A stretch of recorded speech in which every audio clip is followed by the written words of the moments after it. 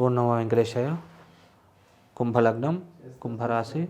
ఈ యొక్క కుంభలగ్నానికి లగ్న వ్యయాధిపతి అయినటువంటి శనేశ్వరుడు ఈ యొక్క లగ్నంలోనే ఉండడం వల్ల గోచార రీత్యా శశ మహాపురుష యోగం అనే ఒక యోగం ఏర్పడింది.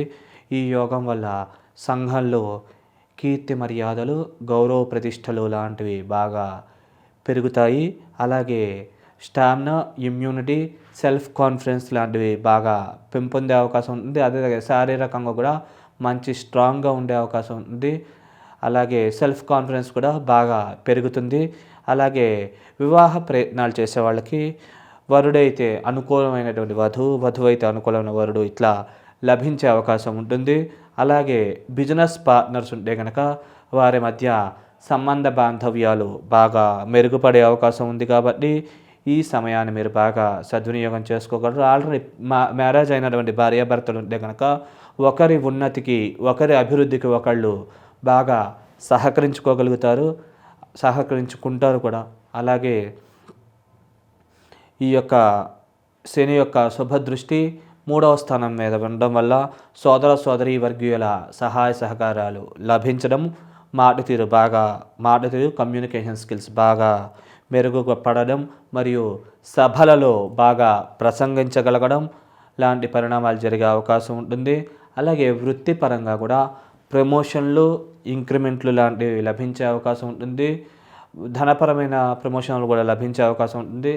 అలాగే ట్రాన్స్ఫర్ కోరుకున్నట్లయితే కనుక మీరు అనుకున్న ప్లేస్కి ట్రాన్స్ఫర్ లభించే అవకాశం ఉంటుంది. అలాగే గవర్నమెంట్ ఉద్యోగం కోసం ప్రయత్నించే వాళ్ళకు కూడా గవర్నమెంట్ ఉద్యోగం లభించే అవకాశం ఉంటుంది. కాబట్టి ఈ సమయాన్ని మీరు బాగా ఉపయోగించుకున్నట్లయితే మీరు తొందరగా ఉన్న స్థితి నుంచి ఉన్నత స్థితికి రాగలుగుతారు. అలాగే ఈ కుంభలగ్నానికి 2.5 సంవత్సరాలు శని యొక్క కుంభరాశిలోనే ఉండడం వల్ల కొద్దిగా ఈ ప్రభావాలు ఎక్కువగా ఉంటాయి. ఎందుకంటే ఎక్కువ దృష్టిలున్న గ్రహం ఈ యొక్క శనివర్గ లగ్నాల్లో ఒక శనికి మాత్రమే ఉన్నది. కాబట్టి కొద్దిగా ఈ సమయాన్ని బాగా ఉపయోగించుకున్నట్లయితే తొందరగా ఉన్నత స్థాయికి చేరుకోగలుగుతారు. మరియు వీసా పాస్పోర్ట్ కోసం ట్రై చేసే వాళ్ళకు కూడా తొందరగా వీసా పాస్పోర్ట్ ఇట్లాంటివి లభించే అవకాశాలు బాగా అధికంగా ఉంటాయి. విదేశీ ప్రయత్నాలు చేసే వాళ్ళకు కూడా తొందరగా కూడా విదేశాలకు వెళ్ళగలుగుతారు. అలాగే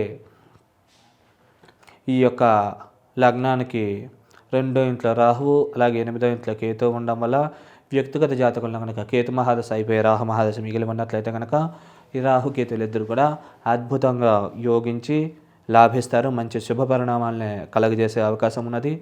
అలాగే సంఘంలో పేరు ప్రతిష్టలు, గౌరవ మర్యాదలు, పలుకుబడి లాంటివి పెరిగే అవకాశం ఉంటుంది. అలాగే కుటుంబాభివృద్ధి మరియు ధనాభివృద్ధి, ఆకస్మిక ధనప్రాప్తి, అనుకోని విధంగా అదృష్టం కలిసి రావడం, కోర్టు మరియు న్యాయ సంబంధమైన విషయాల్లో అనుకూల ఫలితాలు, తీర్పులు వచ్చే అవకాశం ఉంటుంది. సంఘంలో గౌరవ మర్యాదలు, పేరు ప్రతిష్టలు, పలుకుబడి ఇలాంటివి బాగా పెరిగే అవకాశం ఉంటుంది. కాబట్టి ఈ సమయాన్ని సద్వినియోగం చేసుకోగలరు. ఒకవేళ వ్యక్తిగత జాతకంలో కనుక ముందరగా కనుక మీకు రాహు మహాదశ అయిపోయి కేతు మహాదశ మిగిలి ఉన్నట్లయితే కనుక ఈ విషయాల్లో కొద్దిగా వేధించి బాధించే అవకాశం ఉంది. కాబట్టి ఈ విషయాల్లో అప్రమత్తంగా జాగ్రత్తగా వ్యవహరించగలరు, లేకుంటే సమస్యలు వచ్చే అవకాశం ఉంది.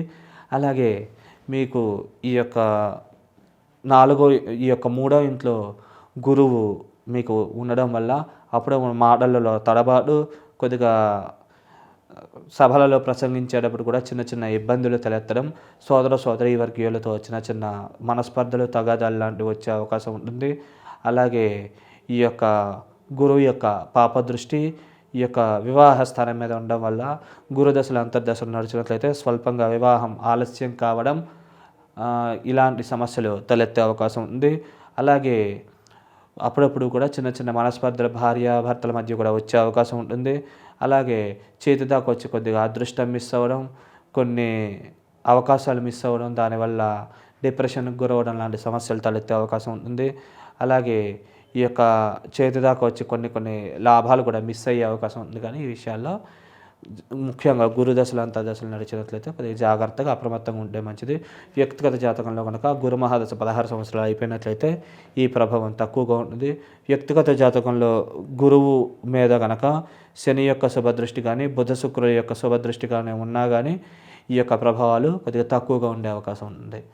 అలాగే ఈ యొక్క గురువు 4వ ఇంట్లోకి ఈ యొక్క మే 2వ తారీఖు నుంచి వస్తుండడం వల్ల వాహన గండాలు ప్రమాదాలు కొద్దిగా పొంచి ఉన్నాయి కాబట్టి కొద్దిగా జాగ్రత్తగా ఉంటే మంచిది. వృత్తిపరంగా కూడా స్ట్రెస్ లెవెల్స్ అధికంగా ఉండే అవకాశం ఉంటుంది. మరియు ఈ యొక్క 8వ స్థానం మీద కూడా గురువు పాపదృష్టి వల్ల స్వల్పంగా చిన్న చిన్న లిటిగేషన్స్ ఇబ్బందులు తలెత్తే అవకాశం ఉంది. మరియు భార్యాభర్తల మధ్య కూడా చిన్న చిన్న మనస్పర్ధలు వచ్చే అవకాశం ఉంది. కాబట్టి ఈ విషయాల్లో అప్రమత్తంగా వ్యవహరిస్తే అన్ని పరంగా బాగుండే అవకాశం ఉంది. అలాగే వ్యయస్థానం మీద గురువు పాపదృష్టి వల్ల అనవసరమైన ఖర్చులు, అనవసరమైన జర్నీల వల్ల ధన నష్టం జరిగే అవకాశం ఉంది. కాబట్టి ఈ విషయాల్లో అప్రమత్తంగా ఉంటే అన్ని పరాలు కూడా మంచి జరిగే అవకాశం ఉంది. అలాగే వ్యక్తిగత జాతకంలో కనుక శని, శుక్ర, బుధ మరియు రాహు దశలు కానీ అంతర్దశలు కానీ నడిచినట్లయితే కనుక బాగా మంచి మంచి అవకాశాలు, అదృష్టం కలిసి రావడం లాంటి పరిణామాలు జరిగే అవకాశం ఉంది. కాబట్టి ఈ సమయాన్ని మీరు బాగా ఉపయోగించుకుంటే మీరు తొందరగా ఉన్న స్థితి నుంచి ఉన్నత స్థితికి చేరుకోగలుగుతారు. అలాగే వ్యక్తిగత జాతకంలో కనుక గురు మరియు రవి మరియు కుజ దశలు కానీ అంతర్దశలు కానీ నడిచినట్లయితే కొద్దిగా బాధించే అవకాశం ఉంది. ఒకవేళ వీటి మీద కనుక శని, శుక్ర, బుధుల యొక్క శుభదృష్టి ఉంటే కనుక ఈ ప్రభావాలు కొద్దిగా తక్కువగా ఉంటాయి. కాబట్టి మీరు ఈ విషయాల్లో తగు జాగ్రత్తలు తీసుకున్నట్లయితే కనుక అన్ని పరాలుగా మంచి జరిగే అవకాశం ఉంది. ఒకవేళ మీరు దైవికమైన శక్తి పెంపొందించుకోవడం ద్వారా ఈ యొక్క జ్యోతిష్య పరిజ్ఞానం పెంపొందించుకోవడం ద్వారా కూడా ఈ యొక్క దోష ప్రభావం నుంచి బయటపడగలుగుతారు. అలాగే వ్యక్తిగత జాతకాన్ని నిష్ణాతులైన జ్యోతిషుల ద్వారా పరీక్ష చేయించుకున్నట్లయితే కనుక మీరు ఏమైనా అశుభ పరిణామాలు ఏమైనా ఉంటే కనుక వాటిని కూడా న్యాచురల్గా తొలగించుకోగలుగుతారు. కాబట్టి ఈ యొక్క సరైన గైడెన్స్ ఫాలో అవ్వడం వల్ల అన్ని యొక్క సమస్యల నుంచి కూడా అధిగమించగలుగుతారు.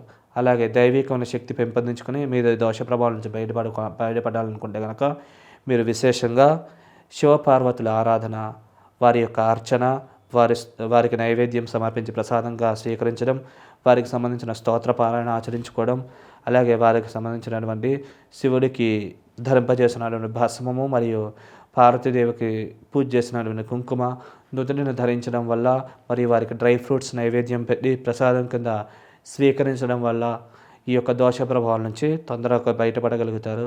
అలాగే ఈ యొక్క శనగలు, కందులు, పసుపు మరియు ఎరుపు రంగు వస్త్ర సహితంగా గురువారం బ్రాహ్మణులకి దానంగా ఇచ్చుట వల్ల కూడా అన్ని పరాలకు కూడా మంచి జరిగే అవకాశం ఉంది. శుభం.